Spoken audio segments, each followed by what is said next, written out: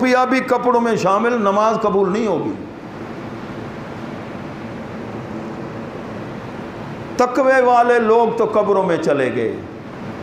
जो दूसरा सेट है, तीसरा तो बहुत मुश्किल है। ये लोग मज़ारों में चले गए हैं। अब हम सिर्फ लफ्ज़ आपको सुनाते हैं। प्यारे महबूब के प्यारे ग़ुलामों, इमाम गज़ाली रहमतुल्लाह अलैह लिखते हैं मिनहाजुल आबिदीन में कि एक गली से एक साहब गुज़रे, मकान के मालिक से ये पूछा, भाई तूने ये बंगला कब बनवाया है? उसने बताया फ़लाँ तारीख को मैंने ये मकान बनवाया, ये सिलसिला। फ़ौरन दिल में ख्याल आया, अपने आप को कहते हैं अल्लाह के बंदे, ये सवाल करना इससे कोई तेरे लिए लाजिम था? इतनी देर तू अल्लाह की तस्बीह कर लेता। ये तूने अपनी ज़िंदगी का एक लम्हा ज़ाय किया है।